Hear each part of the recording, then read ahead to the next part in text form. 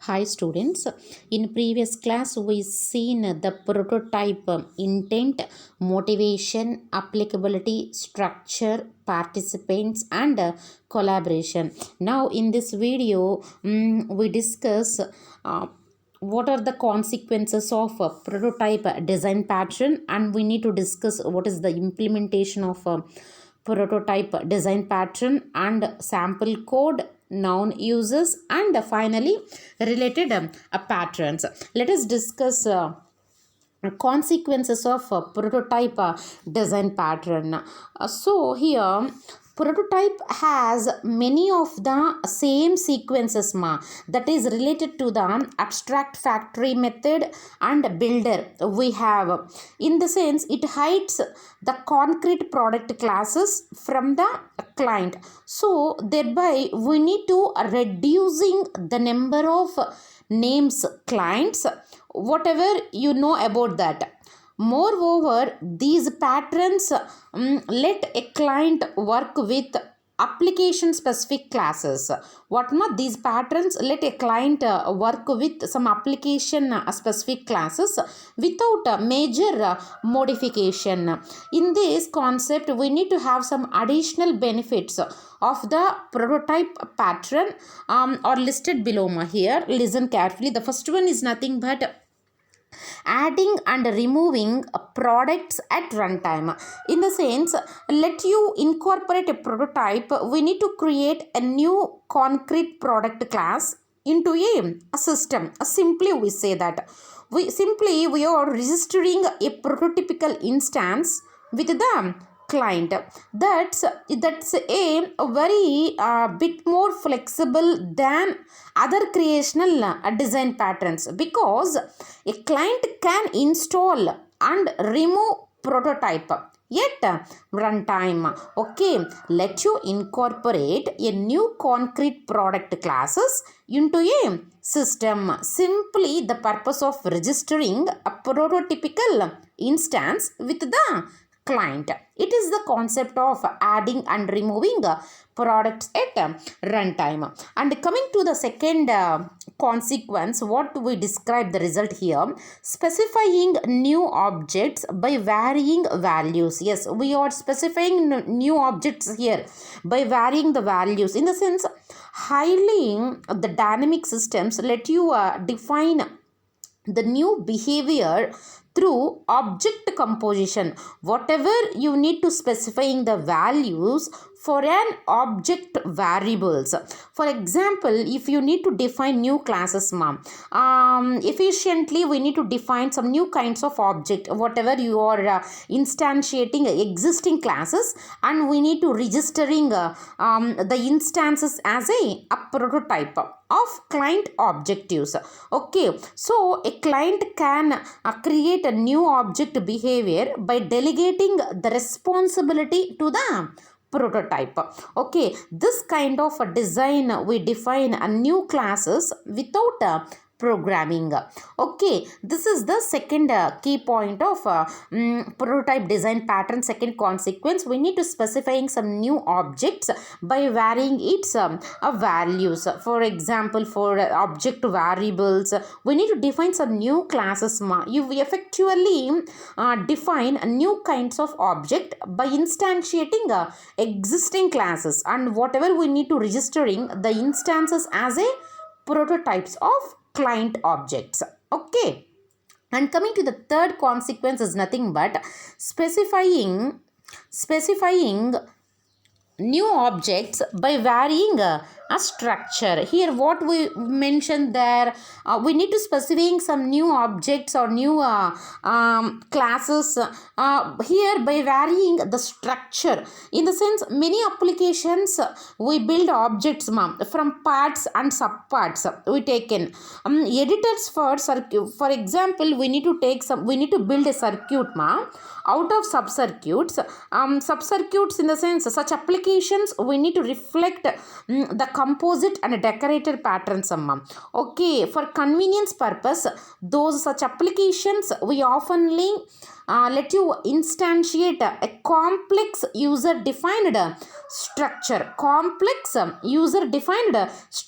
So we need to use a specific subcircuit again and again here. So the prototype design pattern supports this. Simply we add this subcircuit as a prototype to the palette of available circuit elements. Okay, and coming to the fourth one, that is nothing but reduced subclassing. What we are reducing in the sense we need to decreasing some subclassing. Already we seen some factory method. It oftenly produces a hierarchy of creator classes, so that parallels the product class hierarchy. So the prototype pattern lets you copy a prototype instead of asking a factory method what you make a new object. Hence you don't need a creator class hierarchy. So this benefit what you have to be applied that primarily to languages like C++. We need to treat classes as first class objects. We are used here languages also like a Smalltalk, Objective-C, and derive less benefit, since during you can always use a class object as a creator. So class objects here already act like a prototype. In these languages already it acts like a prototype in the sense just we need to create a new object, just we are copying or cloning itself. And coming to the fifth consequences of prototype design pattern, that is configuring an application with classes dynamically. Yes, we need to configuring an application specifically with classes dynamically. We see some runtime environment let you load classes into an application dynamically. Listen carefully, at some runtime environment let you load classes into an application dynamically. So the prototype pattern is the key whatever we need to exploiting such facilities in a language like C++. Okay, here an application that wants to create instances of dynamically loaded classes, it don't want be able to reference it as a constructor statically. So the runtime environment creates an instance of a class. Each class automatically when it's loaded and it's registered to the particular instance with a prototype manager. Okay, and coming to the implementation section, we need to study about the three implementations here. We need to use what is the implementation of prototype design pattern in the sense prototype is useful with static languages like C++. Okay, where we need to access the classes or not objects. The type what type of information is available at runtime. So we need to consider the following issues here. We need to consider the following issues when we are implementing a prototype. The first one is using a prototype manager. Using a prototype manager in the sense, listen carefully, when the number of prototypes in a system is not fixed, that is they can be created and destroyed dynamically. So we need to keep available of the prototypes. The client, listen carefully, the client won't manage prototypes themselves but will store and retrieve them. He will be stored whatever he managed the prototype themselves, he will store and he will retrieve, in the sense get them from the registry. So a client will ask the registry for a prototype before copying it. We can call this registry as a prototype manager. Okay, a prototype manager is an associative store that returns the prototype matching a given key. Okay, we need to perform some operation for registering a prototype under a key, and for whatever the client can change, whatever the client can browse through the registry at runtime especially. Okay, and coming to the second implementation is nothing but implementing the clone operation. Yes, we need to implement the clone operation. Clone is nothing but just copying. Okay, the hardest part of the prototype pattern is we need to implementing the clone operation correctly. Okay, in the sense particularly when the object structure contain circular references. Okay ma, when the object structure contains the circular references, if objects in the system they provide a save and load operations, then you can use them. Whatever you need to provide a default implementation of copy simply by saving the object and we are loading it back immediately. Okay, most languages you need to provide some support for cloning objects. Okay, and coming to the third one, that is nothing but initializing classes. Yes, exactly, we need to initializing initializing clones in the sense just copying. While some clients are perfectly happy with the clone, others will want to initialize some or all of its internal states to values of their choosing. You generally can't pass these values in the clone operation because because their number will vary between classes of prototypes. So some prototypes might need to multiple initialization parameters. Others they don't want need. We are passing some parameters in the clone operation. We need to preclude a uniform cloning interface. Okay, it is the main initializing clones. Okay, some other clients are perfectly happy with the clone, but others will want to initialize some or all of its internal state to values of their choosing. Okay, and coming to the known users in the sense examples of the design pattern in our real system. In the real system we are using some known users. The first example of prototype pattern was in Ivan Sutherland's Sketchpad system. In the sense it is first hugely known application of the pattern in an object oriented programming language, where users could from a composite object, and then we need to promote it to a prototype by installing in a library of reusable objects. And coming to one more, we need to discuss the music editor. Already the example we seen in the motivation concept of a prototype design pattern. It is based on UniDraw, in the sense drawing framework, and UniDraw drawing framework earlierly is based on this concept of a music editor example. And coming to the what are the related patterns of prototype design pattern, an abstract factory, prototype and abstract factory are very competing patterns in some ways. We discuss at the end of this chapter. Now they can also be used together. An abstract factory pattern, it might store a set of prototypes. It might store a set of prototypes from which is to be cloned, from which to clone and return product objects. Okay, whatever we need to copy and we need to return the product objects. And we need to say here the designs that make heavy use of the composite and decorator pattern oftenly it is a very benefit from a prototype as well.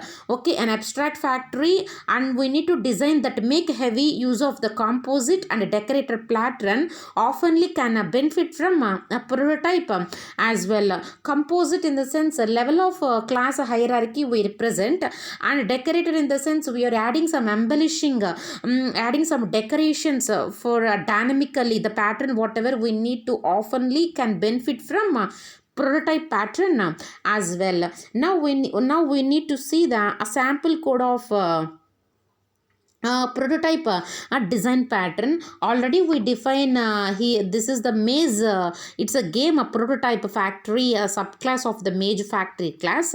Already we seen this. We need to take some first of all we need to be initialized with prototypes of the objects. It will create so that we don't have to subclasses. It's just we want to change the classes of walls, rooms, whatever it may be. We would need to create some maze prototype factory augments the maze factory interface with a constructor. Let us see some prototype arguments here. Just we have to take some class name maze prototype factory colon a public a maze factory. We need to take some, it is a public maze prototype factory, maze asterisk comma wall asterisk comma room asterisk comma door asterisk. Now we need to take it as a like a virtual thing, some virtual.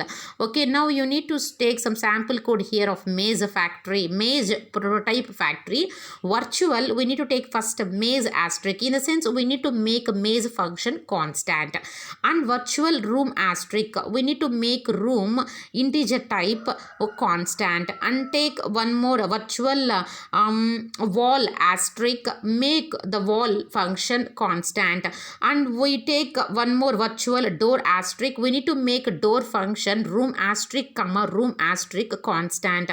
Privately we need to declare here a maze asterisk underscore prototype maze, and likewise we need to take some prototype room, a prototype wall, prototype door. These are the new constructors. Simply we need to initialize its prototype. Okay, and that's why I wrote the line here, the code maze prototype factory scope resolution operator, in the sense colon scope resolution operator. We need to maze prototype factory maze asterisk m, we need to declare some m, wall W, room or door D. These are all our small letters we need to open the brace, and we need to construct some simply initializing its prototypes underscore prototype maze that will be assigned to initialized to M, underscore prototype wall will be initialized to W, likewise prototype room will be assigned to R, underscore prototype door will be assigned to do. These are the member functions, whatever these are the member functions we need to creating walls, rooms and doors or similar each clone prototype, in each copy a prototype, and then we need to initializes it. Here are the definitions of we need to make a wall and we need to make a door like this. For example, if you take here, take some sample code wall asterisk maze prototype factory scope resolution operator make wall. We need to make a wall. It should be a constant function, and we need to return underscore prototype wall. Just we need to copy, and then when we need to take some make door asterisk maze prototype factory scope resolution operator make door, and we need to take room asterisk r1 comma room asterisk r2. We need to declare some room 1 room 2 constant, and door asterisk door will be assigned to underscore prototype door. It just tends to just copying or cloning itself. We need to assign initialize the door r1 comma r2. Just we need to return the door. Just we can use here the maze prototype factory. We need to create a prototypical instance or default maze. Just be initializing it with we are initializing it with prototypes of basic maze components or maze tools. Just maze is a maze game, it's a name, maze prototype factory, simple maze factory.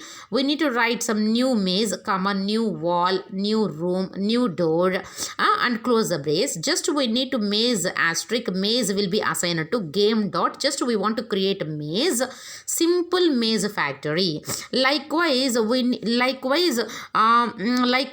need to change the type of maze, whatever we need to initialize maze prototype factory with a different set of prototypes. So we need to call creates a maze with a bomb door and room with a bomb. Okay, here we need to learn about here the simple code of prototype design pattern. Just we need to here taking just we need to taking a bombed door and a room with a bomb. Just a maze prototype factory, take some bombed maze factory. We need to create some new maze, new bombed wall also. Just we need to create some new room with a bomb and new door and then a close. Okay, this is the sample code of prototype design a pattern. Let we need to create objects just by cloning or copying itself.